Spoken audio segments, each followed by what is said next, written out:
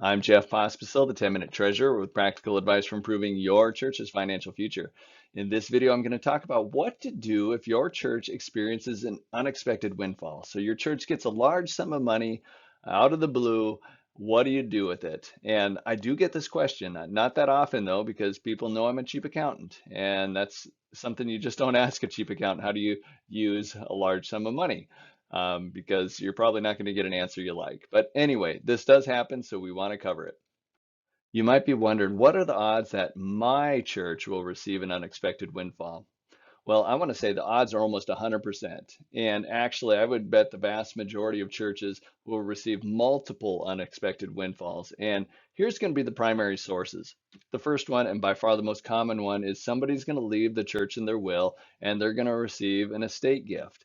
It might be a five-figure, six-figure, maybe even a seven-figure gift. And the reason I know this is fairly common is when I visit with churches, almost all of them have a CD that was established by an estate gift.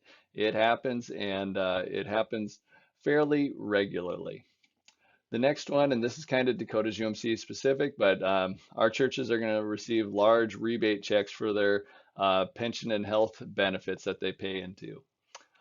Another one, and this is kind of interesting, I've run into this one more and more, is that churches will have turned the corner financially. They'll have gotten out of debt, and then they'll be looking at their balance sheet and they'll notice that they have an extra 100 or $200,000, and they'll wonder, okay, now what do we do? We were used to being in debt, and now what do we do now that we have this pile of money?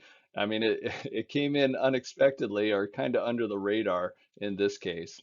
And then the last one is, I'm seeing this one also, is that churches, their ministry will change and they'll have had a property for, quite some time, and then it's no longer needed. And then they're able to sell it, and that becomes an unexpected sum of money as well that they have to work with. So here's the temptation if an unexpected lump of money comes in and only the treasurer knows about it. Do you remember those cartoons where you might have an angel on one shoulder and a devil on the other shoulder, and they're each trying to give you advice? Well, on my shoulder, I have a chief accountant, and he's saying, save that money for a rainy day. And then on my other shoulder, I have another chief accountant, and he's saying the same thing, save that money for a rainy day. So that's my default position. I'll want to try to control that money, try to save it for a rainy day, lock it in that way. Maybe if you're the pastor and you receive the unexpected money or you know about it, maybe you're going to try to do the same thing, control it because we think we know best on our own. That is the temptation, and that's something we have to fight. So here's the short list of the people that should be notified right away when an unexpected windfall occurs. The senior pastor, the treasurer, the board chair, so whether that's your administrative council chair, your lead team chair, whatever you call it, and then the finance chair. And these people, they may not be the ones that make the decision, but they'll know how to best lead the church into making a decision on the best use for that money. One of the first duties of this small group is they're going to gather the details that are going to be needed to make a good decision. So we're going to need a ballpark of what the amount of the gift is going to be. We'll want to know, are there any restrictions that we know of? So if there's an estate gift, chances are the will might have some restrictions on how that money's used. We'll want to know the timing. When do we think we'll receive the gift? And another question that always comes up is, why are we receiving the gift? So you might as well try to figure out why you're receiving the gift. One of the mistakes I've seen made quite often is that after you've gathered the information, you'll pull all the leaders together, so the whole board, and you'll present the information to them, and then you'll brainstorm for the best ideas on how to use the money. From my own experience, plus I'm going to link an article from the Harvard Business Review, is that brainstorming really doesn't work that well. And there's a lot of good reasons why, but I mean, one of the reasons why is a lot of times there's certain people that just don't speak up in groups. And another one is you're not forced to think that hard when you know the rest of the group is thinking. So you all kind of function at less than 100% of your thinking power. So here is what I recommend. So here's what I do recommend. After you gather the details, yes, you still gather your leaders. You gather your key leaders by Zoom or phone or in person, but go into the meeting knowing you're not going to make a decision. And that's important. Go in the meeting knowing you're not going to make a decision.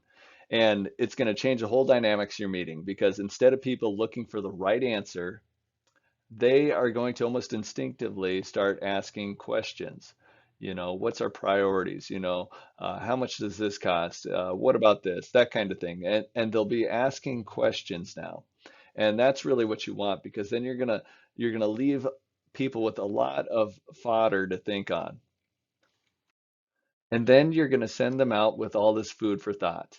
And it's interesting because you might start with your whole board, but what's going to happen is they're going to talk this over with their spouse and their relatives and their neighbors and their friends and their coworkers. And so you're actually going to get a whole lot more feedback from a lot more broad of sources. But they're going to chew this over and they're going to think on it for a while. So then after a day or a week or maybe a month, you're going to bring your people back together, and they'll have had time to fully digest and develop some ideas, and they'll bring them forward. And I guarantee you that there'll be one or two that you'll just know is the right idea. The group will be in almost 100% agreement. This is the way to go forward. And this is the pattern that we've used with the Board of Pensions. We've kind of done this by accident. We used to have a 2-day meetings, and the first day we'd always think we'd make the decision, but we couldn't. And so we come back the next day, and it ended up being almost a different person's idea every year would come forward. And that would just strike the group as this is what we need to do.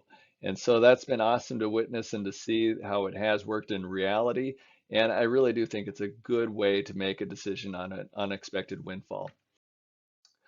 So just a word of caution, and maybe a reminder that this process won't work if you don't have invested leaders. The majority of your leaders need to be carrying their weight, meaning that they're giving generously to the church, they are serving, they are participating in the life of the church. If the majority of your leaders are not carrying their weight, you're going to struggle making a good decision no matter what process you have. And the other one is you need a focused team.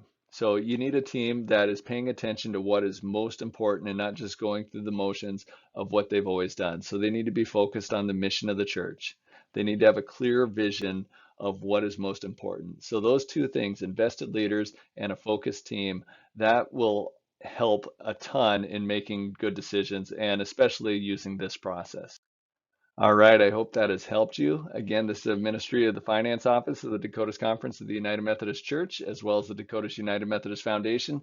You can find more of our stuff online at dakotasumc.org. And again, we do this because of Jesus, mission, and connection. All right, God bless you.